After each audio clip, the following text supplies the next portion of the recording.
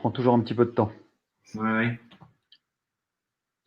Et voilà, nous sommes en direct. Bonsoir à toutes et à tous. Bonsoir, Dr Schmitt. Vous allez bien? Bonsoir, oui, très bien, merci. Rassurez-moi, vous êtes en pleine santé? En pleine santé, Vous pas... et les vôtres aussi? Pas dans votre famille quelque chose de Non, problématique? tout le monde va bien. Super. Merci. On est ravis. J'espère aussi pour tout le monde. Oh là, 2000 personnes déjà. Attendez, alors là, ça va être difficile de répondre à vos questions, évidemment. Alors, ce soir, évidemment, vous êtes tous très très attentifs à ce que va dire le docteur Schmitt sur le Covid-19, évidemment. Et ne vous inquiétez pas, il y a beaucoup de choses qui vont être dites. Il y a de fortes chances que votre question trouvera une réponse dans les propos de docteur Schmitt au cours de ce webinaire qui durera le temps nécessaire pour que on puisse couvrir la totalité du sujet avec des solutions exceptionnelles que docteur Schmitt va nous proposer, des choses assez extraordinaires. Mais avant de vous saluer toutes et tous, juste une petite parenthèse technique. Quand vous êtes extrêmement nombreux, vous avez bien compris qu'il va être difficile pour nous de répondre à toutes les questions. Mais surtout, d'abord, de vous connecter sur Google Chrome pour avoir une meilleure utilisation de Webinar Jam et d'être en connexion filaire plutôt qu'en connexion Wi-Fi pour ne pas avoir d'interruption. Vous savez qu'en ce moment, comme nous sommes toutes et tous en confinement, il y a énormément d'utilisation de la bande passante d'Internet. Donc, il se peut que ce soit chez nous ou chez vous, il y ait des petites interruptions, qu'il y ait des images un petit peu figées. Donc, ne vous inquiétez pas. Si vous voyez qu'il y a un problème de connexion, reprenez le lien qui vous a été envoyé sur votre mail et reconnectez-vous ou rafraîchissez votre page afin d'être reconnecté le plus rapidement possible. Voilà. Donc, fort de cela, ce soir, Dr Schmitt va nous expliquer un certain nombre de choses. Nous allons passer évidemment du temps, beaucoup de temps sur les traitements et sur les solutions naturelles, les vraiment exceptionnelles que le Dr Schmitt nous propose. Et on va juste passer quelques instants, si vous le permettez, Dr Schmitt, avec juste les manifestations, les signes. Quels sont les signes d'alerte? On va, après les signes, parler de la prévention. Après la prévention, des traitements et toutes les solutions de traitement naturel, évidemment, que vous allez proposer. Voilà. Je rappelle aussi qu'il y a un replay, donc je le dis et je le répète, il y aura un replay obligatoire, comme vous êtes extrêmement nombreux, il y aura le replay qui vous sera évidemment fourni. Donc, ne vous inquiétez pas si vous n'avez pas noté toutes les solutions du Dr Schmitt ce soir, mais vous aurez la possibilité du replay. Je patiente quelques instants encore pour permettre au maximum de gens de se connecter, parce qu'il y a toujours un décalage entre le moment où on lance le direct et le moment où la totalité des personnes sont connectées. Donc c'est pour ça que j'essaie de combler. Et voilà, là je pense que ça se stabilise tout doucement. Vous voyez que nous sommes extrêmement nombreux, presque 2800 personnes. Et bien c'est normal parce que ce soir on a soif de solutions, soif d'informations, soif de vérité, parce que beaucoup de choses sont dites sur Internet. Et là on va essayer de faire un bon tri du bon grain de livret. Voilà. Docteur Schmitt, est-ce que vous êtes prêt à nous expliquer tout ça? Je suis prêt. Parfait. Alors, on va commencer, si vous le permettez, on va déjà redonner les principales manifestations, qu'elles soient du plus fruste au plus grave, quels sont les principaux signes qui nous feraient penser que nous sommes atteints de ce satané virus qui pourrit la vie du monde. Alors forcément, il faut se poser des questions si on a de la température, pour commencer. La température signe toujours, surtout dans une saison hivernale, même si on est au printemps depuis peu, signe toujours en général une manifestation virale type grippe. Voilà. Donc, toute personne qui a de la température ne doit pas non plus s'imaginer que c'est le coronavirus. Il y a quand même la grippe qui existe toujours. Donc, voilà. Mais si en plus de cette température, la personne a une toux, par exemple, ou même plus des difficultés respiratoires, ça devient quand même fort suspect et il faut à ce moment-là prendre des mesures rapides pour ne pas passer trop loin et arriver à un stade où on ne saura plus rien faire. Voilà. Il y a encore d'autres petits symptômes comme les maux de gorge. Il y a certaines personnes qui ont des diarrhées, certaines personnes qui peuvent avoir un rhume, la congestion nasale. Voilà, ça c'est en gros les grands symptômes. Mais je dirais, s'inquiéter surtout élévation de température et problèmes ou difficultés respiratoires. C'est la principale chose. Alors, à partir de quand, à votre sens, il faut… Alors, chez nous, nous avons le 15. C'est l'appel des secours, c'est l'appel du médecin. À quel moment doit-on appeler notre médecin et à quel moment doit-on appeler le secours à votre image? On peut toujours appeler son médecin dès les premiers symptômes pour avoir son avis, c'est toujours utile. Mais quand on commence à rentrer dans des soucis de difficultés respiratoires, là, je pense que il faut faire très attention et peut-être envisager d'être hospitalisé pour notamment avoir une assistance respiratoire. Voilà. Actuellement, quand on est à la maison et que nous n'avons rien, que nous sentons plutôt bien, en forme, à votre avis, quels sont les… On connaît les gestes barrières, on a entendu, rebattu les oreilles de cela, nous sommes d'accord avec cela, enfin je pense que vous ne contestez pas tous les gestes barrières, le masque, les gants, le lavage de mains, tout c'est dans son coude, faire attention au contact, la distance, etc. Ça, personne ne conteste. À votre avis, quelles sont les principales pistes de prévention que l'on peut mettre en place, naturelles évidemment, pour pouvoir éviter de l'attraper? Voilà, donc on part ici de monsieur et madame tout le monde qui n'est pas malade, qui n'a pas de symptômes, mais qui, comme beaucoup, sont interpellés par cette épidémie. Et je voudrais commencer par dire que la chose la plus importante pour rester en bonne santé et donc ne pas tomber malade, c'est d'avoir un bon système immunitaire. Or, avec le battage médiatique, vous ne pouvez pas ouvrir une radio ou une télévision sans qu'on vous parle de mort, de coronavirus, enfin voilà, c'est épouvantable. Et je le vois autour de moi, les gens sont extrêmement stressés, voire même affolés, paniqués.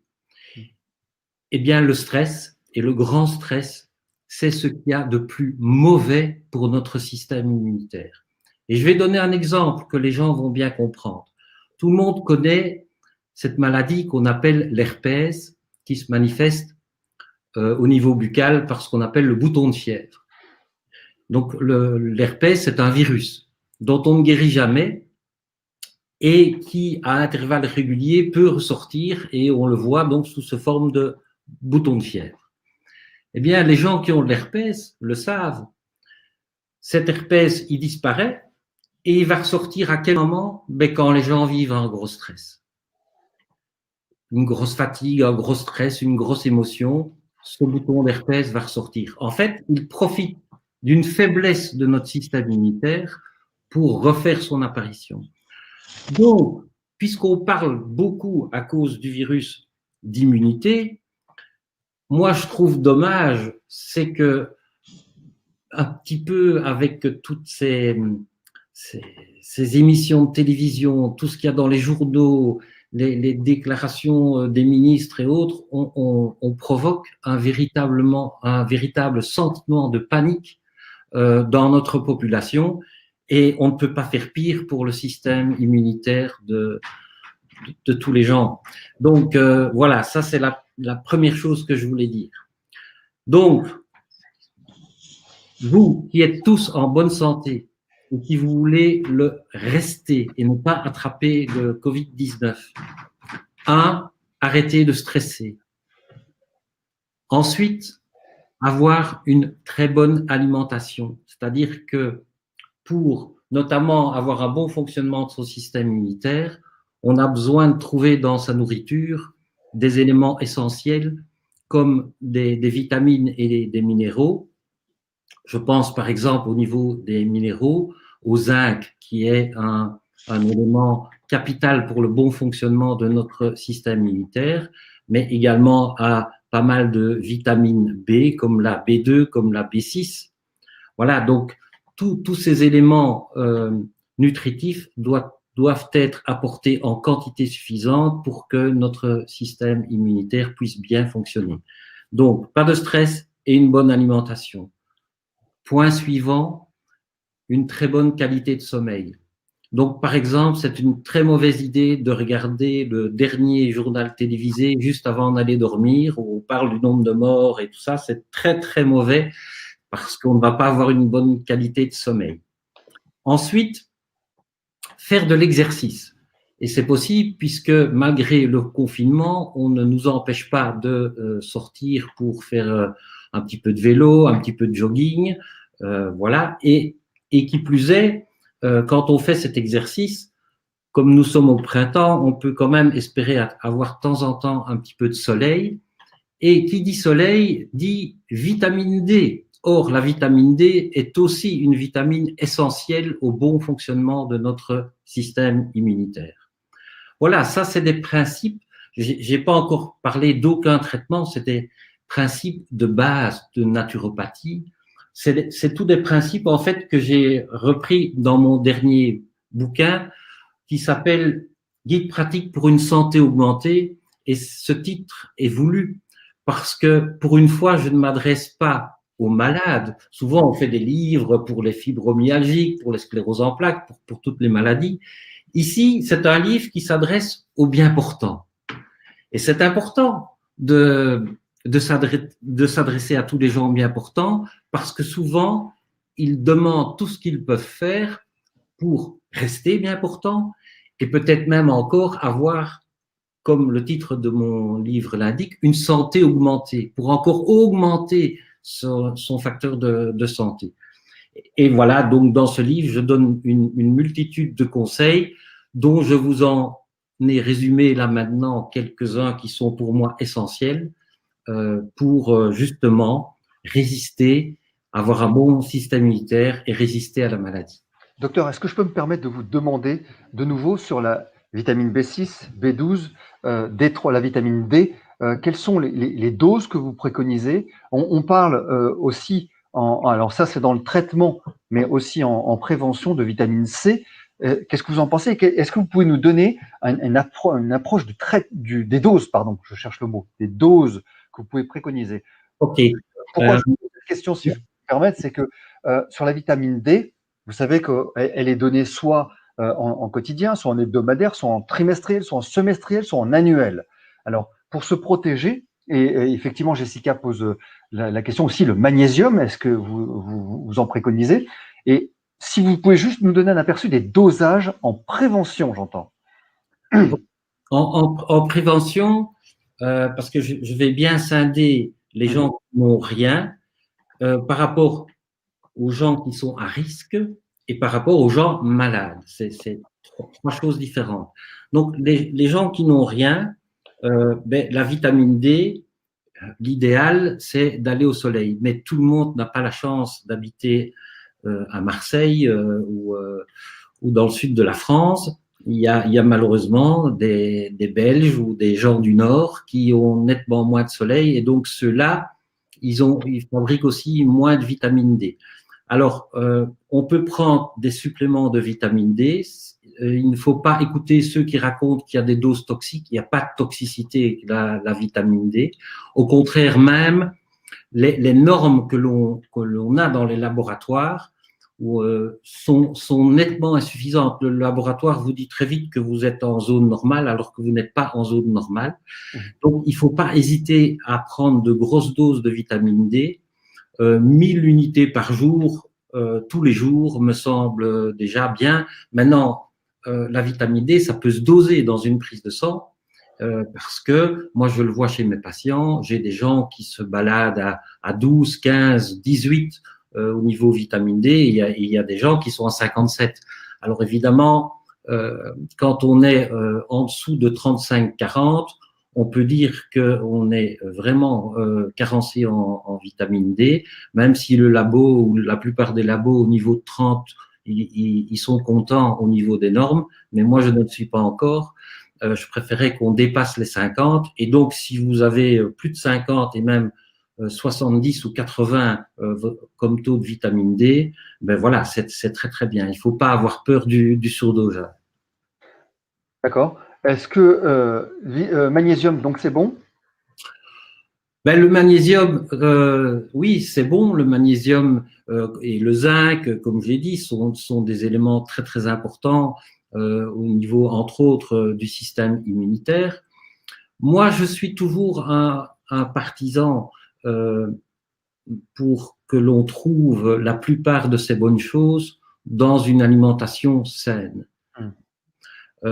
Normalement, si vous mangez, entre autres, beaucoup de légumes, un peu des fruits et beaucoup de légumes, vous allez trouver tout ce qu'il faut au niveau magnésium, oligo-éléments, minéraux. Voilà. Et la supplémentation, normalement, ne devrait pas être nécessaire pour quelqu'un qui a une alimentation parfaite. Bien entendu, on le sait, puisqu'on parle du magnésium, un des grands facteurs qui épuisent le magnésium, c'est quoi? C'est le stress. Ah bon. Donc, je pense qu'actuellement, tout le monde manque de magnésium, donc on peut en prendre, oui. Alors, est-ce qu'il est nécessaire de prendre… Pardonnez-moi, je continue sur la prévention parce qu'il y a beaucoup de questions. Alors, Ghislain vous demande aussi le dosage de la B6 et de la B12 en prévention. Ben, là, il n'y a pas des dosages précis. Vous avez des complexes de vitamine B qui sont en général tous plus ou moins bien formulés. Et l'important, en fait, c'est de ne pas prendre une vitamine B en particulier, c'est de prendre un cocktail qui les associe parce qu'il y a des effets de synergie entre eux. Donc, j'aime beaucoup la B1, la B2, la B6 en cas de problème viral, c'est très très important. La B12 aussi, la B3, la B9, enfin, voilà, elles sont à peu près toutes importantes. Et donc, l'idéal, c'est d'essayer de trouver un cocktail de vitamine B qui les associe tous. Voilà. D'accord. Donc, il vaut mieux un cocktail avec une bonne alimentation et un petit peu d'activité. Voilà, voilà. Est-ce que la quercétine a un intérêt, vous demande Valérie? Alors, la quercétine a un intérêt et celle-là, je la réserve notamment pour les personnes à risque. Donc, la quercétine, c'est très bien. C'est encore mieux si vous prenez la quercétine sous forme liposomée. Elle est plus difficile à trouver, mais il y a des labos qui font de très bonnes choses au niveau quercétine liposomée. Et l'intérêt de la quercétine, c'est d'abord, il faut savoir que c'est un antiviral en tant que tel, et surtout, c'est un protecteur pulmonaire, la quercétine. Voilà pourquoi je réserve ce complément nutritionnel-là, en particulier pour les personnes à risque. Alors, on peut peut-être déjà définir ce qu'est une personne à risque. Une personne à risque, ça va être toute personne qui a plus de 60 ans. Elle est considérée comme à risque. Et toute personne qui souffre d'une maladie chronique, à savoir une problématique pulmonaire, asthme, emphysème, une pathologie cardiaque, du diabète, de l'hypertension, tous ces gens-là sont à risque. Alors si, bien sûr, on a plus de 60 ans et qu'on souffre en plus de ces pathologies chroniques, on devient très à risque. Voilà. D'accord. Et donc, il y a les pathologies cardio-respiratoires, l'obésité, le diabète. Et Voilà. la question du diabète a été posée plusieurs fois, justement, si c'est un facteur de risque. Bien sûr, c'est un facteur de risque. On parle beaucoup, notamment du nombre de morts en Italie. Ben, il y a une étude qui a montré que la plupart des décès en Italie concernaient des gens âgés en général, mais souvent qui cumulaient une, parfois deux et parfois même trois pathologies chroniques. Voilà. Donc, ça montre bien que ces gens-là sont particulièrement à risque. D'accord. Donc, c'est un effet cumulatif. Voilà. Alors, attendez. Hop. Oui, auriez-vous la gentillesse de définir ce qu'est liposomé? Ah, liposomé. Alors, un liposome, c'est quelque chose de très intéressant parce que quel que soit le produit que vous absorbez, que ce soit de la quercétine, de la vitamine C, du glutathion, du coenzyme Q10, du curcuma, c'est bien d'absorber un produit, mais il faut toujours se poser la question comment va-t-il être absorbé et surtout arriver dans nos cellules. Voilà. Je prends par exemple un exemple que beaucoup de gens connaissent, le curcuma anti-inflammatoire bien connu. On l'associe à du poivre noir pour qu'il soit bien absorbé, sinon il est très mal absorbé. Voilà. Le glutathion, par exemple, lui, il va être détruit par l'acidité de l'estomac. Donc, ça ne sert pas à grand-chose de prendre des gélules de glutathion. Par contre, quand vous prenez tous ces produits sous forme liposomée, alors c'est quoi un liposome? Imaginez-vous que c'est une gouttelette de graisse dans laquelle vous avez mis votre principe actif. Et, qui plus est, cette gouttelette de graisse a la même composition que vos membranes cellulaires. C'est-à-dire que le produit liposomé, il permet de protéger le produit lors de son passage dans l'estomac, qui est très acide, comme tout le monde sait, et cette acidité détruit certains principes actifs. Avec le liposome, il est protégé. Ensuite, le produit arrive au niveau de l'intestin. Après, là, de nouveau, faut-il qu'il soit bien absorbé. Un liposome permet une très très bonne assimilation au niveau de l'intestin. Ensuite, le produit se retrouve dans le sang du patient, mais ce n'est pas tout d'être dans le sang, il faut surtout qu'il arrive dans les cellules qui en ont besoin. Voilà. Et donc, comme un liposome a la même structure que nos membranes de nos cellules, eh bien, ce liposome fusionne avec la membrane cellulaire et, si vous voulez, injecte son contenu directement dans la cellule. D'accord, c'est plus clair. Ouais. Alors, on parle de... dans les facteurs de risque, vous avez parlé d'avoir une bonne immunité. Justement, beaucoup de personnes, alors je me permets de vous poser des questions immédiatement sur le flux, comme ça on résout ces problématiques. Beaucoup de personnes présentent des pathologies auto-immunes. Est-ce que sont censément des personnes à risque? Et la continuité de cette question, c'est doivent-elles arrêter un éventuel traitement en cours parce qu'elles ont une pathologie auto-immune qui risque de favoriser l'arrivée du coronavirus? Alors, c'est une très très bonne question. C'est pas la mienne. Non, je suis content que vous me la posiez parce qu'on me l'a déjà posée quelques fois par email. Et donc, j'ai dit à beaucoup de gens, regardez le webinaire, je vais expliquer ça. Alors, effectivement, actuellement, on parle beaucoup de système immunitaire. Donc, il faut avoir un système immunitaire fort. Il faut booster son système immunitaire. Mais alors, les gens qui ont une pathologie auto-immune disent, oui, mais moi, booster mon système immunitaire, ça me détruit puisque mon système immunitaire me détruit. C'est ça la définition d'une maladie auto-immune. Et donc, par exemple, je vais prendre une plante qui est bien connue pour booster le système immunitaire, qui est l'Echinacea. Eh bien, l'Echinacea est contre-indiqué chez les gens qui ont une pathologie auto-immune. Par contre, il y a un produit qui m'est cher, et ceux qui me connaissent le savent bien, et ce produit, c'est le Moduplex, qui est en fait, comme son nom l'indique, un modulateur immunitaire, c'est-à-dire qu'il n'est ni stimulant ni freinateur, mais régulateur de l'immunité.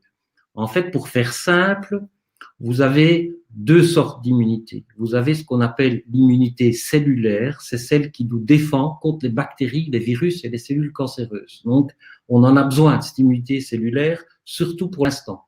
Par contre, vous avez l'immunité humorale qui produit des anticorps. Et c'est ceux-là qui sont embêtants quand ils sont en excès, parce que ces anticorps s'attaquent à notre thyroïde, c'est l'Hashimoto, à nos gaines de myéline, c'est la sclérose en plaques, à nos articulations, c'est la polyarthrite, enfin voilà. Cet excès d'anticorps qui se retourne contre nous-mêmes, donc c'est un excès d'immunité humorale. Et le génie de ce moduplex, ce modulateur immunitaire, c'est qu'il permet de baisser l'excès d'immunité humorale, celle qui nous détruit, tout en relevant l'immunité cellulaire, celle qui nous protège, notamment contre les virus. Donc, un patient qui a une maladie auto-immune ne peut pas prendre d'Echinacea parce qu'il n'a pas le droit de stimuler tout son système immunitaire, et on ne fait pas la distinction entre humoral ou cellulaire. Par contre, avec le Moduplex, le modulateur immunitaire, il peut à la fois traiter sa pathologie auto-immune et à la fois se protéger contre virus, bactéries et cancers. Voilà. Je ne sais pas s'il était clair. Voilà. Pour ceux qui n'ont pas entendu, c'est Moduplex, c'est marqué juste au-dessus. Alors, effectivement, beaucoup de questions sur l'argent colloïdal. On est toujours en prévention, hein. On est toujours dans le cadre de la prévention. Est-ce que l'argent colloïdal a un intérêt? Alors, juste aussi, il y a d'autres questions qui sont arrivées sur des personnes qui ont des pathologies comme le diabète, mais équilibrées. Là, il n'y a pas forcément de choses à faire, si ce n'est avoir une bonne alimentation, de l'exercice, des vitamines B, etc. Il n'y a pas de. Non, parce que là, j'irais quand même plus loin que ça. La bonne alimentation, le sommeil, le soleil et tout ça, ça c'est pour monsieur et madame tout le monde qui sont en bonne santé et qui ne sont pas à risque. Une fois qu'on a plus de 60 ans ou qu'on a une pathologie chronique comme le diabète ou une autre, on est à classer dans les personnes à risque. Et donc là, je ferai plus que juste avoir une bonne alimentation et gérer son stress. Donc là, j'ai un protocole pour ces gens-là que je peux donner pour l'instant, si c'est le bon moment. Donc, on a parlé justement pour ces personnes à risque, notamment de la quercétine liposomée, qui est intéressant pour son effet antiviral et parce que c'est un protecteur pulmonaire. Et on parle beaucoup d'aromathérapie. Je vais y revenir, notamment pour monsieur et madame tout le monde. Qu'est-ce qu'on peut faire de façon simple dans cette période un petit peu compliquée, et en hiver en général, avec le froid, etc., au niveau des huiles essentielles. Mais pour les personnes à risque, il faut passer à de l'aromathérapie hyper puissante. Et il y a un laboratoire qui fabrique des gélules d'huile essentielle, donc c'est encore beaucoup plus puissant que simplement les mettre sur ses poignets ou dans le cou ou la plante des pieds. C'est vraiment avaler des huiles essentielles, ce qui permet de faire rentrer des doses très très importantes. Et donc il y a peu de labos qui font ces gélules d'huile essentielle, et il y a deux produits que j'adore justement pour les personnes à risque. Le premier, il s'appelle le Phyto-BV. Et le Phyto-BV, c'est quoi en fait? Particulièrement, c'est un remarquable antiviral. Moi, j'ai déjà eu l'occasion de le tester à titre personnel quand j'avais une grippe. Vous prenez une grippe, vous prenez 4-6 gélules de Phyto-BV, en 48 heures, votre grippe, c'est fini, au lieu que ça dure une semaine. Donc, le Phyto-BV comprend, si je regarde bien la composition, pas mal d'huiles essentielles. Vous avez notamment là-dedans du gingembre, qui a une activité antivirale reconnue. Vous avez la cannelle de Ceylan, qui est actif à la fois contre les bactéries et contre la plupart des virus. Vous avez une huile essentielle très connue en pathologie infectieuse, c'est le clou de girofle. Le clou de girofle qui est antibactérien, mais qui est aussi antiviral, notamment contre le virus de la grippe et même celui de la grippe aviaire. Et vous avez dans cette composition, vous rajoutez le fameux Ravinsara, qui est l'huile essentielle antivirale par excellence de l'aromathérapie, et on termine par le tea tree, qui est à la fois antibactérien et antiviral. Donc là, vous avez une composition d'huile essentielle, mais extrêmement dosée, comme vous ne pouvez pas l'avoir en utilisant les huiles essentielles par voie externe, et vous l'avez donc en gélule, ce qui en fait un traitement naturel antiviral très, très puissant. Et vous avez son petit frère, donc Phyto-BV, l'antiviral. Le petit frère, c'est le Phyto-Libre. Alors, pourquoi j'utilise le Phyto-Libre? Parce qu'on sait justement que une des grandes problématiques avec le coronavirus, c'est les problèmes respiratoires. Et c'est d'ailleurs de ça que les gens meurent. Ils meurent de détresse respiratoire. Alors, dans le Phyto-Libre, vous avez aussi toute une association d'huiles essentielles qui vont un petit peu aider au niveau respiratoire. La première huile essentielle, c'est une huile qui est du curcuma, qui est extrait à la base avec de la racine de curcuma. Alors j'en profite parce que je sais qu'il y a des personnes qui vont poser la question. On a dit qu'on ne pouvait pas prendre des anti-inflammatoires. C'est le cas actuellement, plein de gens le disent. Voilà.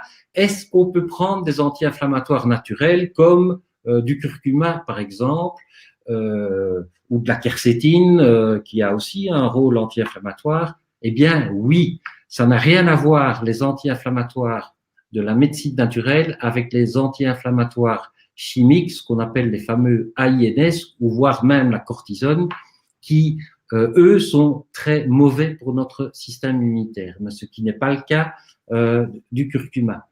Voilà. Donc le curcuma, il est dans cette formule du phytolibre pour les poumons parce que c'est un remarquable antioxydant et il favorise aussi l'expectoration de mucus. Vous avez un autre produit qui est dans le phytolibre, aussi tiré d'une huile essentielle, c'est la myrte, qui est principalement un antitussif. Voilà, ce qui est intéressant. Vous avez le thym, tout le monde connaît les propriétés du thym au niveau anti-infectieux. Et vous avez la cannelle de Ceylan, qui a une action à la fois sur les bactéries et les virus. Et on termine par l'épinette noire, qui est un peu un espèce de cortisone-like, donc qui va désenflammer toute cette partie au niveau pulmonaire. Voilà, parce que quand on a le coronavirus, on risque des pneumonies et des atteintes sévères au niveau pulmonaire et grosse inflammation. Et souvent, quand on est trop loin, à ce moment-là, c'est trop tard, quoi. Donc, il faut intervenir avant. Donc, pour les personnes à risque, pour moi, il y a deux compléments nutritionnels à base d'huile essentielle très puissants. C'est le phyto-BV, l'antiviral, et le phytolite pour les poumons. Vous pouvez ajouter la quercétine liposomée dont j'ai déjà parlé et un autre produit qui s'appelle le Phycosense, qui est de la phycocyanine. Alors, beaucoup de gens connaissent ce produit, en tout cas par l'algue qui produit cette phycocyanine qui s'appelle la spiruline. Cette spiruline est une algue dont tout le monde vante plein de propriétés, mais qui finalement n'est pas très intéressante, sauf si vous allez faire de la médecine au Biafra, où vous allez requinquer tous les gens dénutris, les petits-enfants dénutris.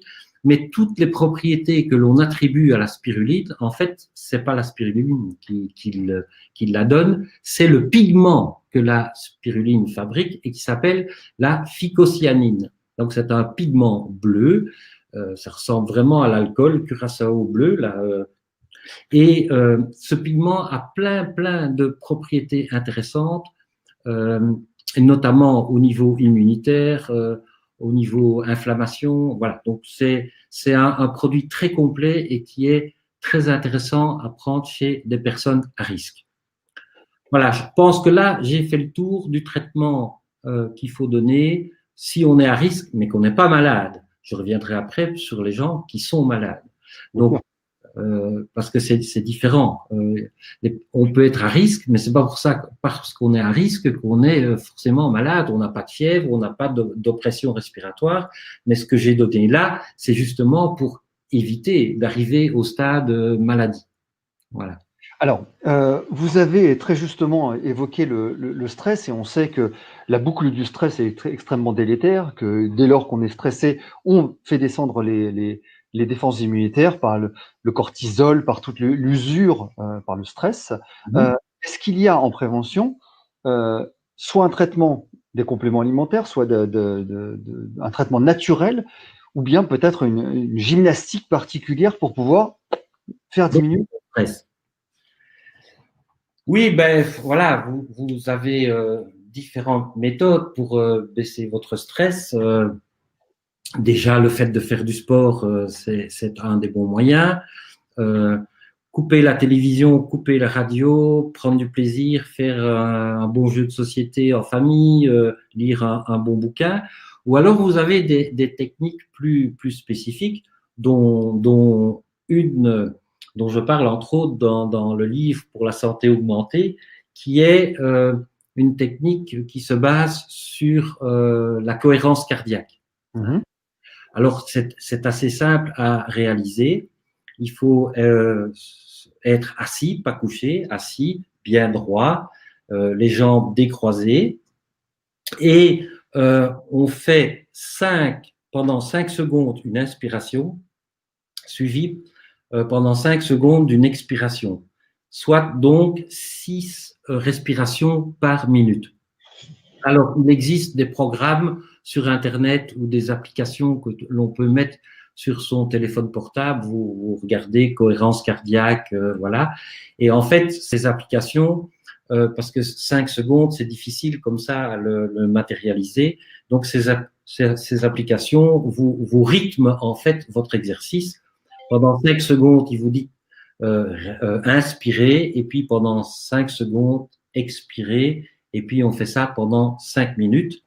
Et ça a un effet particulier au niveau notamment du système neurovégétatif qui permet de se relaxer et de diminuer son stress. Cet exercice, vous pouvez le faire pendant 5 minutes, mais 3 fois par jour, c'est déjà très, très bien.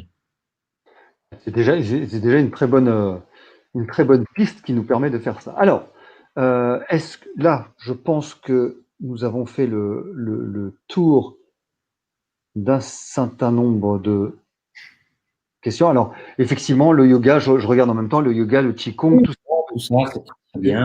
ce qui va participer à aucun problème. Alors, on commence à avoir des signes. Hein. On a parlé de monsieur et madame tout le monde, tout va bien, on est en pleine santé, on n'a pas envie de tomber malade, on applique les gestes barrières, on fait attention à ne pas sortir là où il y a du monde et on garde les distances, etc. Tout est bon. En revanche, je commence à avoir des signes. C'est-à-dire que je commence à être vraiment fatigué, à avoir un problème de respiration, avec un petit fébricule à 38,5. On commence à pas être bien. Comment peut-on faire pour éviter, là je ne parle pas de la situation un petit peu plus lourde, hein, mais je pense on va y arriver. Mais on commence à avoir des signes qui est un petit peu stressant parce qu'on a mal à la gorge, on a pas forcément les qui coulent, mais en tout cas on tousse, on a une petite fièvre, on est extrêmement fatigué et on sait que c'est parti pour 10-12 jours au lit. Qu'est-ce qu'on fait? Voilà, ben, donc, comme je l'ai dit, vous pouvez allègrement y aller avec les gélules de phyto-BV au niveau huile essentielle, hein, pour justement avoir cette puissante action antivirale. S'il y a déjà une problématique un petit peu respiratoire, une problématique de toux, vous allez y ajouter le phytolibre, comme je l'ai expliqué. Vous pouvez bien travailler sur votre système immunitaire, notamment avec le Moduplex ou le Moducare, comme je vous l'ai aussi déjà expliqué. Et puis, vous avez encore 2 choses intéressantes à faire, notamment pour le système immunitaire. Vous pouvez prendre un produit très intéressant qui s'appelle l'Ecomer, qui contient ce qu'on appelle des alkylglycérols, qui est donc de l'huile de foie de requin des mers du Nord, du Groenland, là, et ces alkylglycérols sont extrêmement intéressants, notamment pour booster le système immunitaire. Tous les pêcheurs de cette région, de ces régions froides, Norvège, Groenland, tous ces gens-là, ben, consomment cette huile de foie de requin, notamment pendant l'hiver, pour leur éviter d'avoir trop de problématiques virales, entre autres.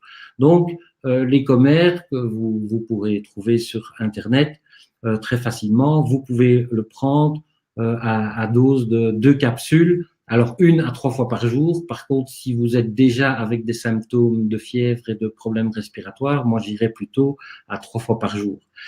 Et alors, enfin, pour terminer, vous avez la vitamine C liposomée, la vitamine C liposomale, donc, dont j'ai déjà expliqué l'intérêt des liposomes.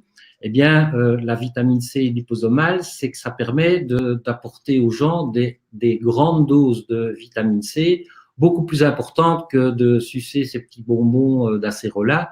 La vitamine C liposomale non seulement permet de rentrer 2, 3, 4, 5 grammes de vitamine C, ce qui est déjà pas mal, et en plus sous forme liposomée, c'est-à-dire que cette vitamine C va au bon endroit dans les cellules qui en ont besoin, et notamment les cellules infectées. Voilà, donc ça c'est déjà un beau petit programme pour les personnes qui ont ces premiers symptômes. Alors, oui, alors Alors, est-ce que les huiles essentielles et asthme sont incompatibles? Il faut parfois faire attention, mais dans les huiles essentielles qu'on va préconiser, donc je ne parle pas des gélules, mais les simples huiles essentielles que vous pouvez trouver dans le commerce, ben, à notre époque, enfin l'époque que l'on vit avec cette problématique du virus, on n'a pas 40 000 à prendre, il y en a que quelques-unes. Et j'ai eu l'occasion d'ailleurs cet après-midi de parler avec mon grand ami, le docteur Jean-Pierre Willem, qui était chez moi en Belgique. Et voilà, bon, vous savez qu'il est un des grands spécialistes des huiles essentielles, et je lui ai demandé son avis. Qu'est-ce que tu utiliserais pour le coronavirus? Pareil, il dit en un, l'huile essentielle de Ravinsara, hein, qui est l'antiviral. Il y a aussi le laurier noble, qui est intéressant, Laurus nobilis. L'huile essentielle de Niaouli, le Melaleuca quinquenervia. Et alors, lui aime beaucoup aussi, effectivement, 2 eucalyptus, et qui ont chacun leur rôle. Vous avez l'eucalyptus radiata, qui est, comme le Ravinsara, vraiment un antiviral. Donc, c'est une très bonne combinaison, Ravinsara et Eucalyptus radiata. Et puis, vous avez l'autre eucalyptus, pas les confondre, qui est l'Eucalyptus globulus, que lui, on va donner pour la partie plutôt pulmonaire. Voilà, donc je pense qu'avec ça, il y a déjà moyen de faire, quoi. Il est recommandé parfois de mettre quelques gouttes de Ravinsar sur le poignet, Voilà. de régulièrement respirer. Voilà. Et ça marche bien? Ça marche bien, et vous pouvez aussi le diffuser. Moi, par exemple, dans mon cabinet médical, dans mon centre médical actuellement, comme je reçois quand même beaucoup de malades avec des pathologies chroniques qui viennent entre autres pour l'ozonothérapie, donc ces gens-là, ils ont des choses lourdes en général, eh bien, je diffuse en permanence du Ravinsara. Et voilà, donc tous les gens qui viennent se faire soigner chez moi, ils sont obligés de respirer du Ravinsara. Alors, est-ce que je peux me permettre de revenir sur quelque chose d'important? C'est quels sont les médicaments qu'on doit bannir quand on a des manifestations? Alors ça c'est très important parce que on vient de parler de beaucoup de choses que l'on pouvait faire, mais c'est peut-être bien dire un mot des choses à ne surtout pas faire. Voilà. Alors bon, ben ça, j'imagine que les gens le savent déjà parce que ça a été donné dans la presse. En cas de fièvre, surtout ne pas prendre des médicaments anti-inflammatoires, ibuprofène, diclofénac, enfin tous ces anti-inflammatoires, même l'aspirine, qui est un anti-inflammatoire, et forcément pas de cortisone, qui est le roi ou la reine des anti-inflammatoires, parce que ces produits dépriment le système immunitaire. Voilà. Donc, pas d'anti-inflammatoires pour faire baisser la fièvre. Mais alors, si je me souviens bien, je pense qu'il y a en France un ministre qui a dit, mais dans ce cas-là, prenez du paracétamol. Très, très, très mauvaise idée de prendre du paracétamol parce que le paracétamol, entre autres, épuise vos réserves de glutathion. Or, le glutathion, comme beaucoup de monde le sait, c'est le roi des antioxydants. Et donc, il est entre autres utilisé par notre système respiratoire pour protéger ces cellules saines contre les dégâts inflammatoires. Donc, prendre du paracétamol est vraiment une très bonne idée. Une très mauvaise idée, pardon. Très mauvaise. Très mauvaise idée. Par contre, de façon plus générale, faire baisser la fièvre est en soi une très mauvaise idée. Parce que la fièvre, c'est quelque chose d'utile. Notre corps, il ne fait rien pour rien. Quand on a une bonne grippe ou un coronavirus ou peu importe l'infection et qui nous fait monter notre température, bien, il y a une raison. Il y a même 2 raisons.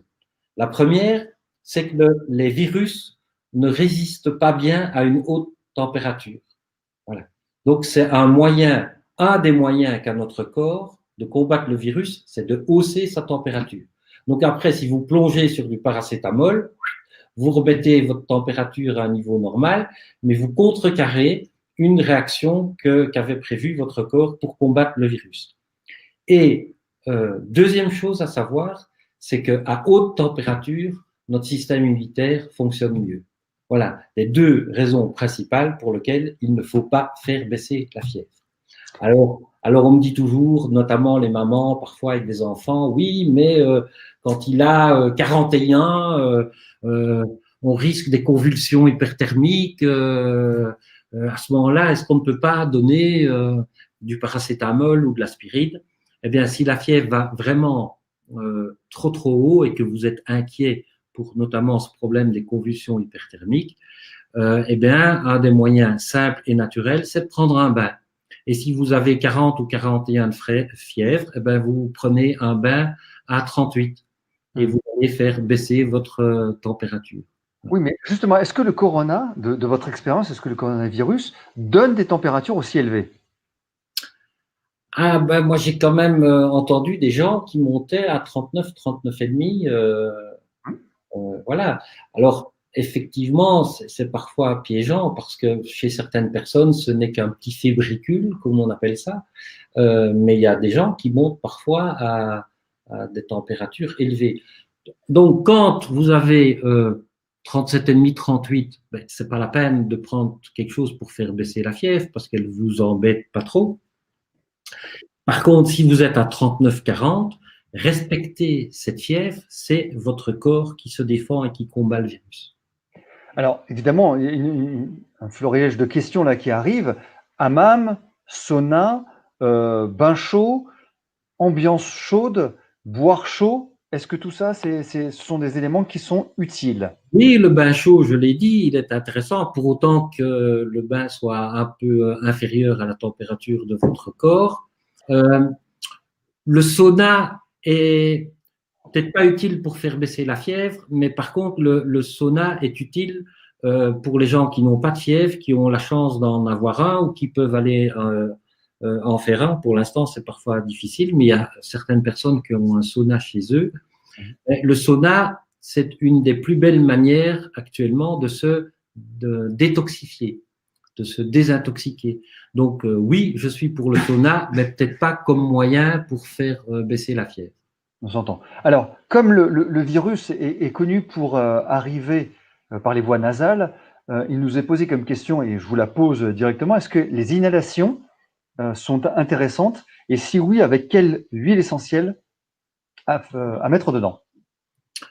Ben, moi, j'utiliserais en diffusion plutôt qu'en inhalation, mais en diffusion, le Ravinsara. D'accord. Le Ravinsara, oui. Et en plus, c'est parce que bon, les inhalations, c'est parfois certaines personnes ont un peu du mal, mais le Ravinsara en diffusion, ça fonctionne très bien. Ce n'est pas irritant et c'est le roi des antiviraux, des huiles essentielles. Donc moi, c'est ce que je ferais en tout cas. Voilà.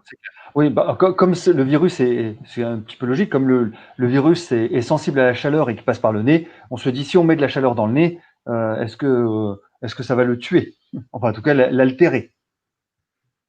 Le tuer, peut-être pas, parce que bon, vous n'arriverez pas à mettre dans votre nez une température suffisante que pour tuer le virus. Donc, non, ça, c'est pas une piste que je privilégierais. Voilà. Alors, maintenant que nous avons une personne, nous sommes maintenant avec. Ah oui, pardon, les nettoyages de nez, c'est ce que je voulais dire aussi.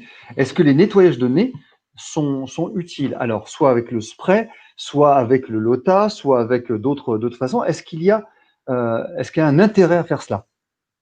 Alors oui, il y a un intérêt à faire ça, mais encore avec une toute autre méthode. Et que ça, vous pouvez faire même en France. Je vais de nouveau vous parler d'ozone. Hein. Pourquoi de nous? Il existe des appareils Oui. que vous trouvez sur Amazon notamment. Vous avez aussi un très bon appareil qui est sur le site francophone des produits de Hulda Clark qui vend un appareil pour faire de l'eau ozonée. Alors, comme j'en parlerai tout à l'heure des traitements à l'ozone, mais l'eau ozonée, ben, vous avez là un puissant un puissant désinfectant avec l'ozone. L'ozone tue tout, bactéries, virus, voilà. Et donc, vous pouvez fabriquer de l'eau ozonée et utiliser cette eau ozonée pour faire une irrigation ou un rinçage des fosses nasales. J'ai d'ailleurs eu de très bons résultats chez des gens qui avaient des sinusites chroniques épouvantables et qui ne s'en sortaient pas, même avec des antibiotiques, et qui, en utilisant cette poire spéciale pour faire le rinçage des fosses nasales, en sont arrivés à bout. Donc ça, un appareil pour faire de l'eau ozonée, je dirais que vous trouvez ça pour 80 à 200 euros pour les plus sophistiqués, et ça vous permet de bien vous nettoyer au niveau des fosses nasales, des sinus, et accessoirement aussi, quand vous avez cet appareil, vous pouvez nettoyer vos fruits et vos légumes. Voilà. Alors, l'idéal, c'est d'acheter des fruits et des légumes bio, mais si vous avez parfois des légumes ou des fruits qui ne sont pas bio, le fait de les nettoyer à l'eau ozonée, vous enlevez, on va dire, le plus gros de toutes les saloperies qu'il peut y avoir sur vos aliments. Alors justement, bio ou pas bio, de toute manière, comme apparemment, d'après certaines recommandations, quand on prend un fruit chez le marchand et qu'il lui est lui-même éventuellement porteur sain ou contaminé, il faudrait nettoyer donc les fruits. Vous êtes d'accord avec cela? C'est une précaution supplémentaire. Donc, voilà. Donc, si effectivement les gens achètent un appareil pour ozoniser l'eau, ben voilà, une utilisation en dehors de se nettoyer les fosses nasales qu'on ne va pas faire toute l'année, on peut l'utiliser pour nettoyer ses fruits, ses légumes. D'accord. Alors, énormément de questions sur l'argent colloïdal. Alors, l'argent colloïdal, je n'ai pas une grande expérience. Donc, je préfère, quand je ne connais pas bien, de ne pas m'avancer. Pour moi, je sais qu'on a des résultats, notamment dans des choses plutôt bactériennes. Au niveau viral, je serais plus réservé et mitigé, mais je suis ouvert à tout. Hein. Mais voilà, c'est pas quelque chose que j'utilise ou que j'utiliserai en priorité à ce stade-ci. D'accord. Ok. Alors, si vous voulez bien, on avance un petit peu. Donc, sur les nettoyages nasaux, il n'y a pas de problème. Oui, bah oui, on imagine bien que le Ravensara doit être en rupture de stock actuellement. Et on a pu trouver, oui. Ouais, bah oui. Est-ce qu'on doit boire, est-ce qu'on peut boire l'eau ozonée? Oui, très très bien. On peut boire l'eau ozonée, mais sans excès. Donc, si vous avez un appareil à ozoner, vous nettoyez vos fruits et légumes, vous nettoyez votre nez et vous pouvez aussi boire cette eau ozonée, mais de façon raisonnable. Je dirais 3 verres d'eau par jour. Alors, l'intérêt de boire cette eau ozonée, c'est que ça va particulièrement nettoyer votre système digestif. Donc, tous les gens qui ont des problèmes d'estomac, d'ulcères, avec ce fameux Helicobacter pylori, qui est cette bactérie qui est responsable de la plupart des ulcères gastriques, ou si vous avez une flore qui n'est pas au top ou une flore avec des champignons, une candidose, eh bien c'est intéressant de boire de l'eau ozonée, effectivement. Le bol d'air de Jacquier. Alors, le bol d'air Jacquier, oui, mais c'est un appareil qui va être surtout intéressant pour les gens qui ont des problématiques pulmonaires et cardiaques. Bon, c'est déjà un appareil assez cher. Alors, il y a certains thérapeutes qui l'ont en cabinet ou il y a certaines personnes qui l'achètent. Alors, avant de dire à un patient d'acheter un bol d'air Jacquier, je serais quand même prudent. Par contre, quelqu'un qui est insuffisant cardiaque ou insuffisant respiratoire, alors là, pas de problème, c'est une bonne idée d'avoir un bol d'air Jacquier à la maison et de l'utiliser, forcément. Mais dans le bol d'air Jacquier, vous n'allez pas avoir les huiles essentielles spécialement antivirales. C'est l'essence de térébenthine qui va donner cette super oxygénation, qui va donc vous permettre de mieux respirer, donc d'améliorer votre fonction pulmonaire et forcément aussi votre fonction cardiaque, mais il n'y a pas vraiment une action antiviral avec le bol d'air jacquier. Vous avez parlé tout à l'heure de la nécessité de renforcer son immunité. On sait que l'immunité provient en grande partie du système digestif. La pertinence de prendre des probiotiques ou votre façon à vous de renforcer le système immunitaire d'origine digestive. Donc, effectivement, avoir une bonne flore intestinale est très important justement dans ce qu'on cherche à faire, c'est avoir un bon système immunitaire. Donc, dans ce cas-là, pour avoir une bonne flore, ben, vous avez plusieurs choses à faire. Alors, une chose évidente, c'est éventuellement prendre des probiotiques, voilà, qui sont des compléments nutritionnels qui sont faits pour restaurer la flore intestinale. Mais bon, vous avez aussi des choses plus simples. Vous pouvez manger ce qu'on appelle des légumes fermentés. Alors là, les gens intéressés, vous allez voir sur Internet comment on peut fermenter des légumes. En gros, il faut faire une espèce de saumure, hein, de l'eau avec du sel et puis avoir des pots particuliers qui se vendent pour faire ces légumes fermentés. Alors, ces légumes fermentés sont excellents justement pour avoir une bonne flore intestinale. Vous pouvez aussi privilégier les graines germées. Les graines germées sont très intéressantes, que ce soit les germes de blé ou les germes de brocoli qui sont riches en sulforaphane, bon, qui est une substance aussi très intéressante, notamment pour contrer toutes les doses d'hormones que nous recevons, que ce soit par la pilule, les pesticides, des choses comme ça. Donc, très intéressant, les graines germées, ou alors simplement faire une cure de probiotiques. On en arrive au traitement Alors, quel type de probiotiques on vous demande? Je rebondis là-dessus rapidement. Ben de nouveau, moi j'aime bien les gens qui font des probiotiques un petit peu variés. Dans le cadre ici de la problématique ORL, pulmonaire, etc., ce qui est intéressant, particulièrement, c'est le lactobacillus, qu'en pratique, vous trouvez dans toute bonne formule de probiotiques. Encore une fois. Alors, on parle du traitement, si vous voulez bien, maintenant, des personnes qui sont un petit peu plus qu'atteintes. Alors, est-ce que je peux me permettre de vous poser la question, que pensez-vous de la chloroquine tout de suite?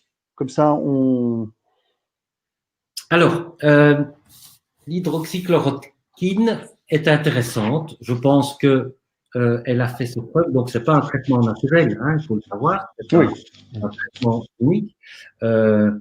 Et je pense que on fait un procès que je trouve un peu scandaleux à peu cher Didier Raoul, qui a quand même d'abord qui n'est pas un imbécile, hein, qui connaît bien son sujet au niveau des maladies infectieuses et qui a montré qu'à 600 mg par jour de chloroquine, on avait une réduction, voire une disparition de la charge virale. Mais ce qu'il faut faire, et ce qui n'est pas fait pour l'instant, c'est que cette chloroquine, il ne faut pas attendre d'être aux soins intensifs sous respirateur et à la veille de sa mort pour commencer à la prendre. C'est un traitement qu'il faut faire beaucoup plus tôt. Voilà. Et donc, dans ce cas-là, il est intéressant parce que c'est un traitement, bien qu'il soit allopathique chimique, qui est intéressant pour faire disparaître ou diminuer la charge virale, ce qui est une bonne idée. Voilà. Donc, oui à la chloroquine, en rappelant quand même qu'il y a des effets secondaires importants, donc il ne faut surtout pas surdoser. Hein, on a des effets, des troubles digestifs, mais ce qui est le plus embêtant avec la chloroquine, si on surdose, c'est que vous allez avoir des arythmies cardiaques, hein, qui peuvent quand même être sérieuses. Vous allez avoir des réactions allergiques, des troubles de la vue, enfin beaucoup de choses. Il y a pas mal d'effets secondaires à la chloroquine, donc il est important de bien respecter les doses et pas, comme on est dans un sentiment de panique, se ruer sur une boîte de chloroquine et avaler la moitié de la boîte parce qu'on a 39 de fièvre, quoi, hein. Donc, pas faire de bêtises avec la chloroquine. Alors, est-ce qu'elle peut être À quel moment doit-on la prendre alors? Donc c'est pas en prévention, c'est quand les premiers signes, c'est quand on a de la fièvre, c'est évidemment vous l'avez expliqué, c'est évidemment quand on est à l'hôpital, de toute manière l'hôpital décide, mais Voilà. voilà. C'est quand d'abord c'est sur prescription et pas d'automédication. Effectivement, c'est sur prescription. Alors, la réponse à votre question, idéalement, quand doit-on prendre la chloroquine? Ben, quand on a des symptômes et qu'on est positif au coronavirus. Le problème, c'est que actuellement, on fait beaucoup de choses, on confine les gens, on fait plein de trucs, mais on fait très peu de tests. Hein. Donc, ça, c'est aussi une des problématiques dans nos pays, que ce soit la Belgique, la France.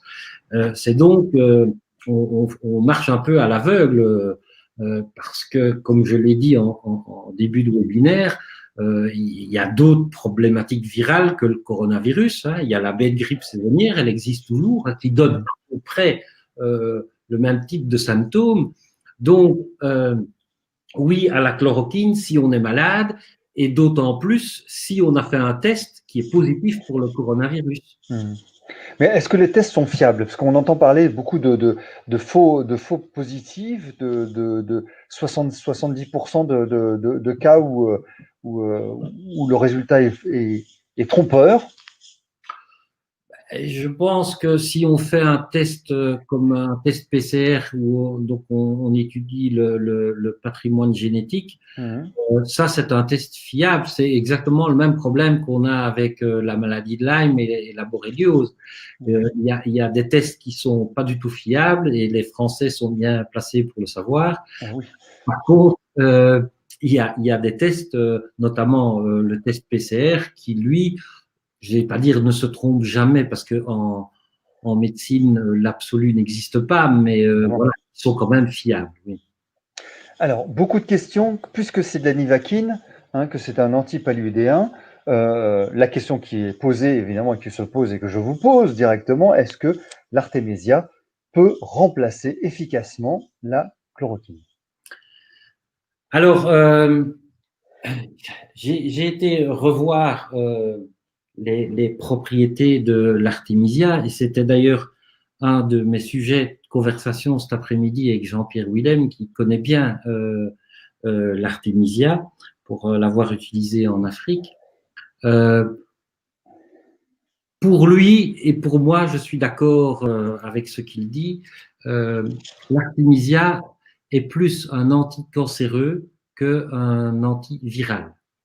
Voilà. Donc, je ne l'utiliserai pas dans ce cadre-là, même si le raccourci était facile de dire, ben, puisque l'hydroxychloroquine semble fonctionner, pourquoi ne pas essayer l'artémisia? J'ai pas encore vu d'études non plus sur l'artémisia, mais dans toute la littérature, on le présente beaucoup plus ou pratiquement exclusivement comme un anti-cancéreux et bien sûr un anti-malarique, hein, Oui, c'est ça. ça. Mais ses propriétés antivirales, on va dire, ne me sautent pas aux yeux. Voilà. D'accord. Vous n'êtes pas aussi catégorique que cela. Voilà. Alors, quel serait votre protocole ou votre approche naturelle, évidemment, en cas d'atteinte un petit peu plus marquée? Voilà. Donc, quelqu'un qui est vraiment malade, qui a le coronavirus, qu'est-ce Ah, pardon. Excusez-moi, docteur Schmitt. oui. S'entend. Comme on n'a pas beaucoup accès aux tests, on va se fier juste aux éléments cliniques, aux symptômes. Hein. On n'est pas obligé de dire qu'il faut faire un test pour prendre le traitement naturel que vous préconisez. S'entend? Nous sommes d'accord? Oui, maintenant, effectivement, sans un test, c'est difficile de savoir s'il faut frapper fort ou on peut rester dans des choses plus simples. D'accord. Donc, moi, quelqu'un, en tout cas, qui aurait de la fièvre et une problématique respiratoire relativement importante, je ne prendrai pas de risque. Ouais. Je ferai une thérapie forte. Alors, dans les thérapies fortes qui marchent contre le coronavirus, et je l'avais annoncé, dans ma lettre, que ce soir dans le webinaire, je donnerai des choses qui fonctionnent pour combattre le coronavirus. Malheureusement, c'est pas des choses qui sont facilement réalisables et malheureusement surtout en France. Alors, il y a différentes pistes. Vous avez quelque chose dont j'ai déjà parlé et que j'utilise tous les jours, c'est l'ozonothérapie à haute dose. Hein. Donc là, c'est pas boire de l'eau ozonée, c'est vraiment prendre les gens pendant 1 heure, leur traiter 2 litres de leur sang qu'on prélève par portion de 200 millilitres. Hein, on n'enlève pas 2 litres en un coup. Par 200 millilitres qu'on ozonise, on remet et on fait ça 10 fois de suite. Donc en 1 heure de temps, on a traité 2 litres de sang, ce qui représente à peu près la moitié du volume sanguin d'une personne avec de l'ozone. Comme je vous l'ai déjà dit, l'ozone est un puissant désinfectant. Ça ne date pas d'hier, hein, les propriétés de l'ozone. Déjà, dans la Première Guerre mondiale, on désinfectait les plaies avec de l'ozone. Voilà. Sauf que cette nouvelle technique d'ozonothérapie à haute dose démultiplie encore les résultats, et notamment en pathologie infectieuse. On a vraiment des résultats que l'on n'a pas, même pas avec des antibiotiques ou des produits pareils. Voilà. Donc, malheureusement, l'ozonothérapie est très répandue en Allemagne. Ça, vous n'aurez aucun mal à trouver un thérapeute qui fait de l'ozonothérapie en Allemagne. En Hollande, vous en trouverez quelques-uns dans les pays de l'Est, aux États-Unis. Malheureusement, en Belgique et en France, je suis le seul à faire de l'ozone à haute dose. Voilà, donc, mais bon, quelqu'un qui aurait un gros problème peut me contacter pour faire une séance d'ozone, pourtant qu'il y ait de la place, parce que je vous avoue que je suis quand même surchargé. Je voudrais aussi qu'on montre, parce que bien sûr, les médecins, hein, l'ozone pour eux, c'est de la science-fiction, mais je suis quand même pas le seul au monde à parler de la thérapie à l'ozone. Il y a une publication qui s'est faite aux États-Unis par le docteur Rowan, qui fait exactement la même technique de traitement à l'ozone et qui a publié dans un journal scientifique américain. Et je crois qu'on peut passer à l'écran le. Je vais le faire tout de suite. Là.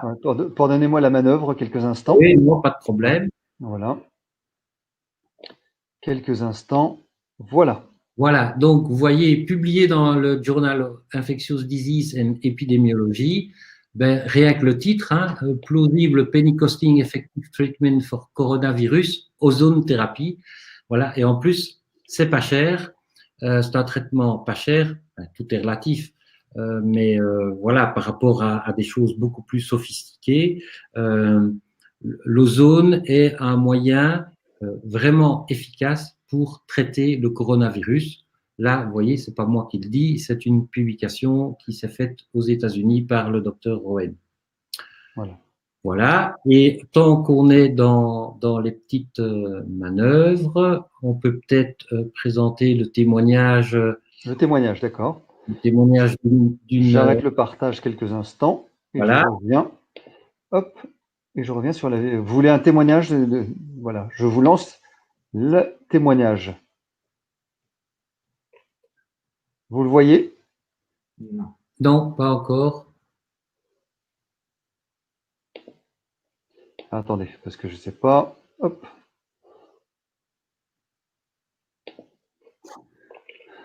J'essaie de vous lancer la vidéo.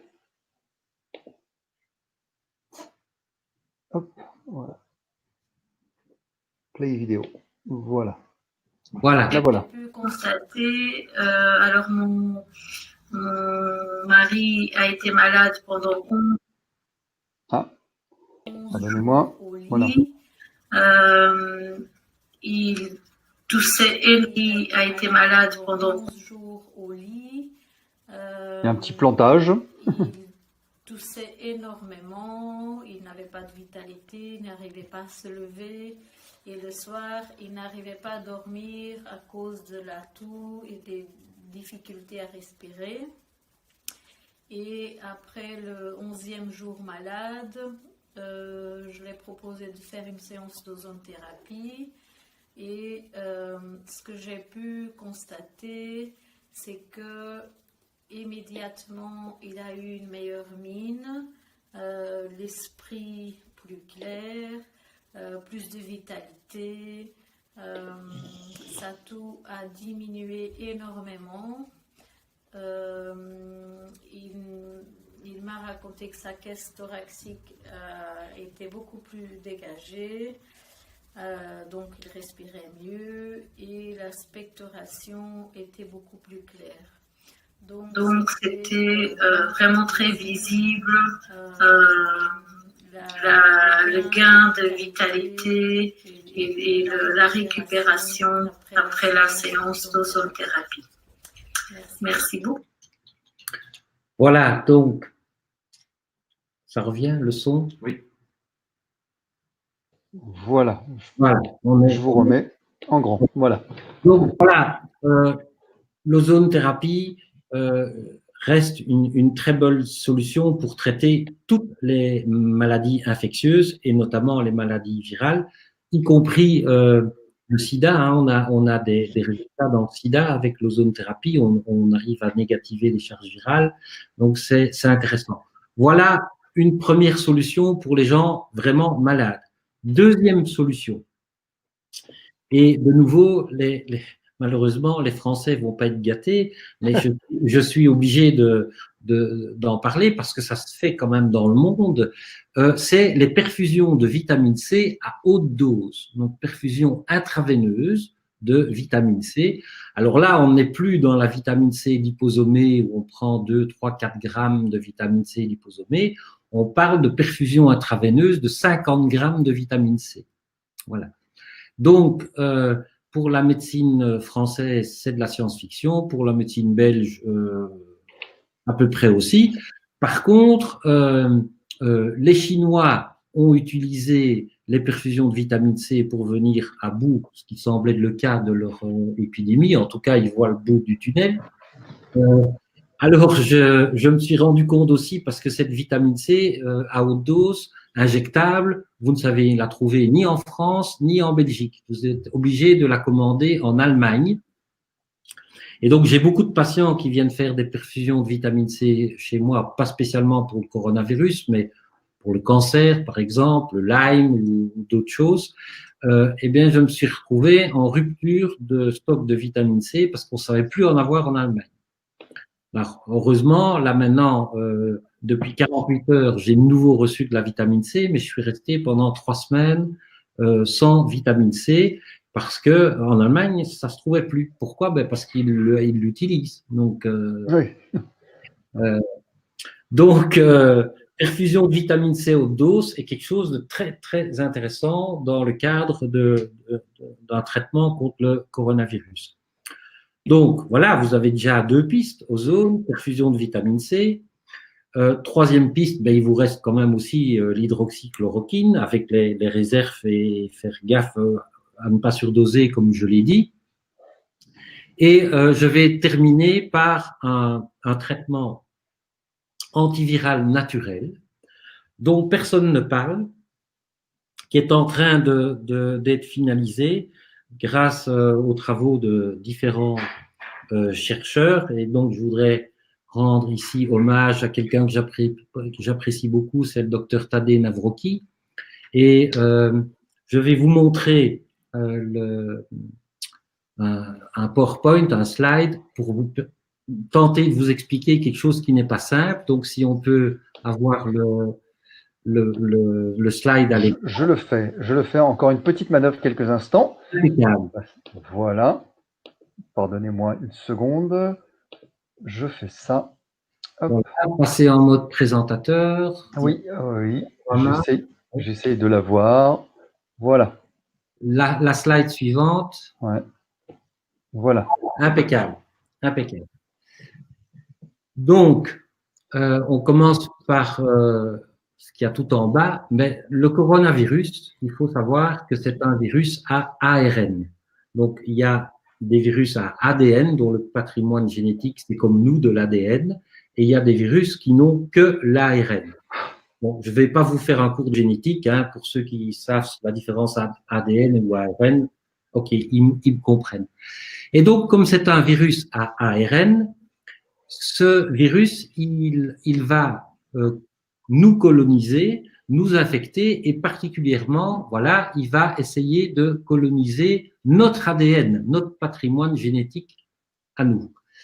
Et pour ce faire, les virus à ARN possèdent une enzyme spéciale qu'on appelle la transcriptase inverse, bien connue d'ailleurs chez les sidéens, on en a beaucoup parlé de cette transcriptase inverse, qui va en fait synthétiser l'ADN à partir de l'ARN du virus. Et donc, cet ADN viral va pouvoir donc être fabriquer tous des nouveaux petits virus, donc se multiplier, en utilisant donc notre propre ADN. Mais pour ce faire, cette attaque au niveau de notre ADN se fait au niveau des cassures existantes dans l'ADN du malade. Donc, vous voyez ici, voilà, la double hélice, le brin d'ADN, qui à un endroit est cassé et distendu, et c'est là que va se faire l'attaque. Alors, qu'est-ce qu'on peut tirer comme enseignement et surtout comme traitement de cette connaissance? Eh bien, on peut cliquer et apparaître le premier remède, qui est un remède dont on a déjà parlé en médecine naturelle, qui est le Pao Pereira. Pourquoi le Pao Pereira? Parce que le Pao Pereira est un inhibiteur de cette enzyme transcriptase inverse. Voilà, donc c'est intéressant. Ensuite, le clic suivant, on a un deuxième produit intéressant, c'est la robazine. Alors, la robazine est intéressante parce que pour que cette transcriptase inverse fonctionne bien, il faut du fer. Et donc, le fer favorise l'action de cette transcriptase inverse. Donc, il faut essayer de limiter ou de diminuer le fer. Et donc, pour ça, on utilise ce qu'on appelle un chélateur du fer, qui est la robazine. Enfin, troisième clic, vous voyez, je vous expliquais que l'attaque du virus se faisait au niveau où l'ADN était distendu.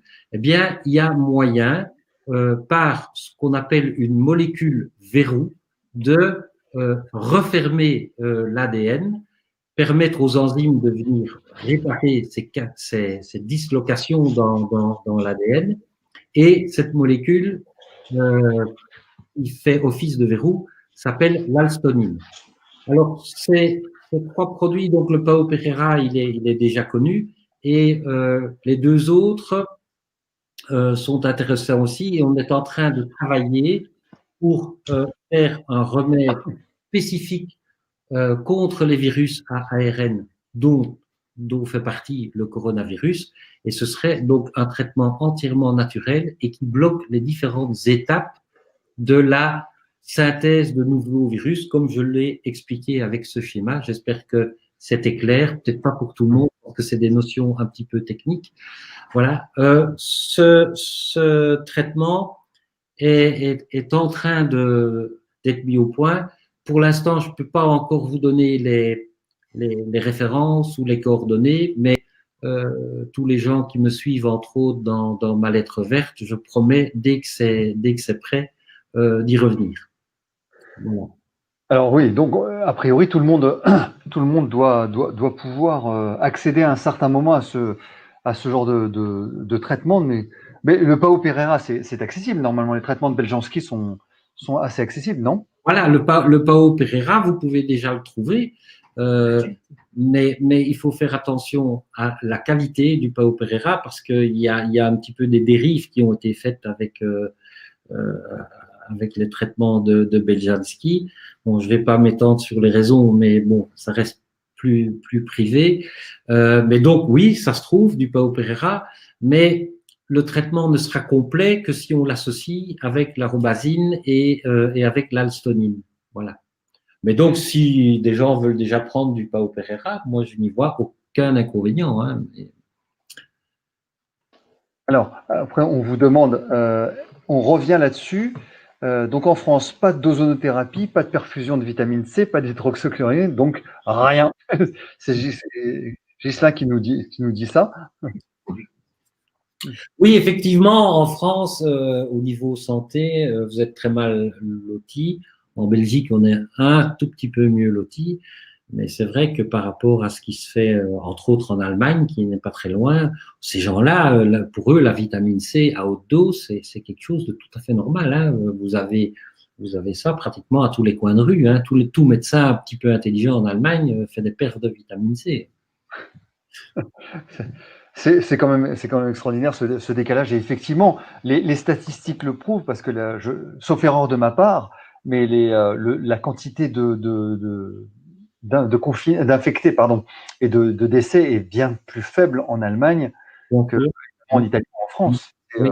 Vous pensez que ça procède de ce raisonnement-là? Oui, je pense que bon, d'abord les Allemands sont très très médecine naturelle, hein, donc c'est toutes les solutions naturelles, que ce soit les huiles essentielles ou les compléments d'huiles essentielles hautement dosés ou la vitamine C liposomée, tous ces traitements sont parfaitement utilisés en Allemagne. Les Chinois aussi, d'ailleurs, sont très branchés médecine naturelle, alors que dans nos pays, la Belgique, la France, ça relève plutôt de la science-fiction. Donc, voilà. Oui, ça, c'est quelque peu frustrant tout cela. Hein, mais alors, pour être plus concret, enfin pas plus concret, mais plus avoir des outils à notre disposition, je vais vous poser un certain nombre de questions que nos internautes, évidemment, vous posent. C'est la propolis. Est-ce qu'elle est efficace ou pas? La propolis, je réserve ma réponse. D'abord, je ne l'ai pas testé parce que pour moi, je manipule des antiviraux qui sont supérieurs à l'action de la propolis. Bon, ça ne fait pas de tort, hein, ça on est bien d'accord. Donc ceux qui veulent prendre de la propolis, c'est reconnu comme étant un anti-infectieux assez large spectre. Maintenant, est-ce que de ce fait-là, ça en fait un puissant antiviral? Là, je serais plus mitigé. Mais on peut en prendre sans problème. Chlorure de magnésium, vous demande Martine. Oui, le chlorure de magnésium, comme l'argent colloïdal, comme le MMS, fait partie de tous ces traitements anti-infectieux qui ont un sens, qui donnent des résultats. De nouveau, le chlorure de magnésium, je ne l'ai pas particulièrement testé parce que, de nouveau, j'ai d'autres choses qui marchent et qui marchent de façon très efficace. Et je vous les ai à peu près toutes citées. Donc, et je ne parle pas nécessairement que de l'ozone. Hein, je veux dire, les huiles essentielles à haute dose, booster son système immunitaire avec le moduplex ou avec de l'écomère, prendre de la vitamine C liposomée, de la quercétine liposomée, tout ça, c'est des choses merveilleuses et qui sont très, très efficaces. L'astragale. L'astragale, oui, pareil, c'est aussi connu comme un traitement anti-infectieux, mais de nouveau, au niveau antiviral, c'est peut-être pas ce que j'utiliserais en premier lieu. Oui, mais aucune nocivité, hein, donc ceux qui... Le souci, c'est que effectivement, vous utilisez l'ozonothérapie, des traitements qui sont pas forcément accessibles pour le moment, hein, et donc il nous faut quelques solutions. Par exemple, le plasma de Quinton. Est-ce qu'il y a quelque chose qui peut apporter? Le plasma de Quinton est intéressant en général pour améliorer la vitalité, booster un petit peu les choses. Donc moi, je suis partisan du plasma de Quinton. On l'utilise aussi dans plein d'autres indications, notamment pour les problèmes de dos, voilà, faire des injections, ça. Mais on peut prendre du plasma de Quinton, c'est excellent pour se revitaliser cette cure d'eau de mer très riche en oligo-éléments, minéraux. Oui, c'est intéressant, mais je n'en ferai pas particulièrement un traitement antiviral. Nous sommes d'accord, s'entend. Très bien. Alors pour le traitement, je reviens un petit peu sur le stress et l'anxiété, parce que c'est quand même un élément fondamental, parce que aussi bien on prévent quand tout va bien que quand on commence à avoir des signes, que effectivement quand on a beaucoup de signes, il y a ce facteur anxiogène non négligeable. Bon, déjà arrêtez de regarder la télévision et d'écouter la radio, parce que de toute manière, ce qui est dit ne vous apporte pas grand-chose par rapport à ce webinaire de ce soir, ça c'est clair. Et est-ce qu'il y a, à part la cohérence cardiaque, est-ce que vous préconisez d'autres choses? Ben, oui, je vous l'ai dit, et des auditeurs qui ont suivi ce webinaire parlent de yoga. Vous avez plein de techniques de relaxation. Moi, je vous en propose une avec la cohérence cardiaque parce qu'elle est facile à mettre en place. Elle ne demande pas de matériel. Tout le monde peut installer les applications pour faire cette cohérence cardiaque, soit sur son ordinateur, soit sur son téléphone portable. Elles sont en général gratuites. Donc, c'est quelque chose qui est donné à tout le monde. Ce que je voudrais peut-être dire par rapport aussi au stress, et ça, peut-être qu'on n'en a pas assez parlé, parce que ce coronavirus fait peur à beaucoup de monde. Mais je voulais reprendre un petit peu quelques chiffres. Donc, en clair, que ce coronavirus, je ne suis pas en train de le minimiser, soit extrêmement contagieux, oui. Par contre, que ce soit quelque chose de spécialement dangereux, non. Je vais donner un petit exemple. J'ai repris les chiffres du cancer. Le cancer tue 9 millions de personnes par an. Donc, si on prend le nombre de décès qu'il y a eu depuis le début de l'épidémie de coronavirus jusqu'à maintenant, on est à 20 000 décès dus au coronavirus. Et bien, sur ce même laps de temps, nous sommes à 3 millions de personnes dans le monde qui sont décédées du cancer. Alors, vous voyez, il faut tout relativiser. Le coronavirus, on en guérit dans 98% des cas.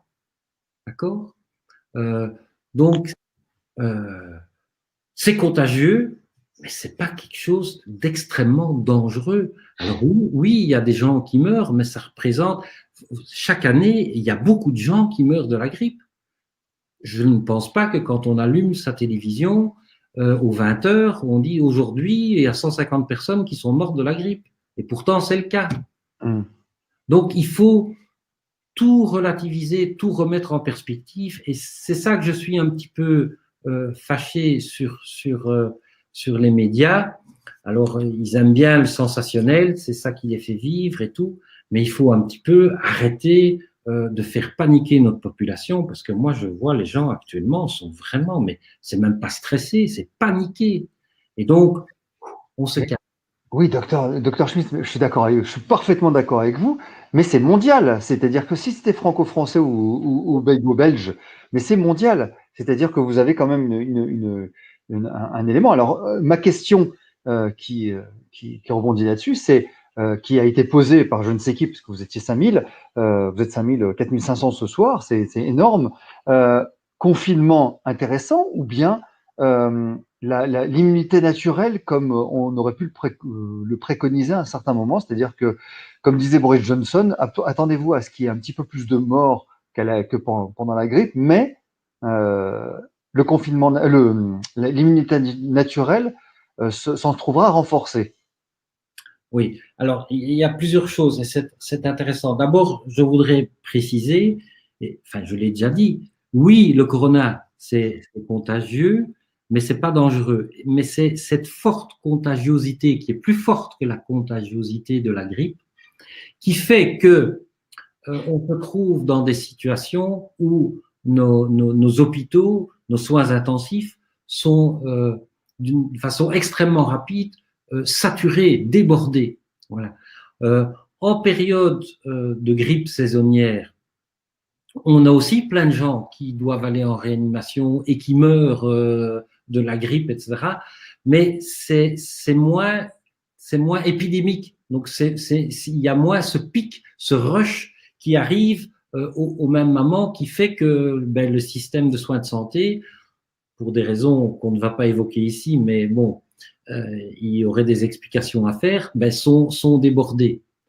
Qu'est-ce que je voulais encore dire? Ah oui, au niveau du confinement et de l'immunité naturelle. Alors, le confinement, oui, c'est ce qu'on a décidé, c'est ce que nos gouvernements belges, français, italiens, espagnols, enfin bon voilà, ont décidé. Donc, il faut le respecter. Je ne vais pas, loin de moi, l'idée de pousser à des actes inciviques. Donc, il faut le respecter parce que c'est ça qui a été choisi. Est-ce que c'est ça qu'il fallait faire? Je n'en suis pas persuadé. Parce que quelque part, il y a quand même un espèce de non-sens de confiner des gens en bonne santé.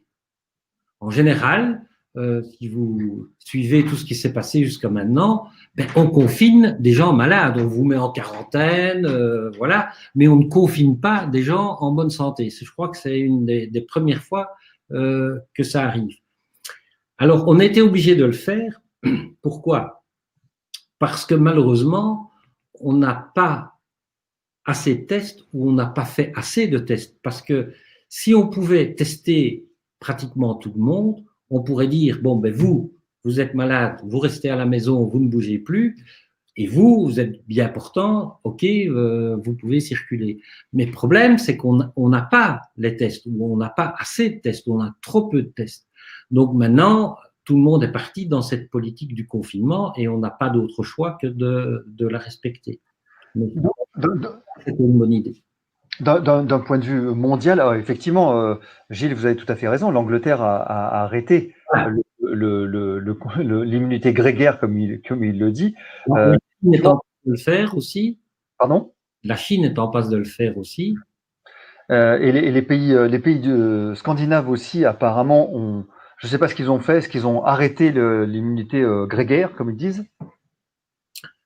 Voilà, donc il faut aussi savoir à propos d'immunité, c'est que, et ça c'est quelque part aussi une bonne nouvelle, c'est que, vous savez comme moi qu'il y a énormément de gens qui attrapent le coronavirus et qui sont totalement asymptomatiques. À la limite, ils ne le savent même pas. Par contre, la bonne nouvelle, c'est qu'ils ont fait les anticorps.